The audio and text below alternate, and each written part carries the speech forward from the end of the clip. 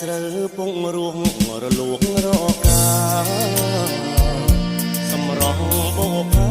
ដំរីជន់ខ្លាឬអាចាលាក់ស្ទើមិនជឿភ្នែកក្រឡេកវងធាក់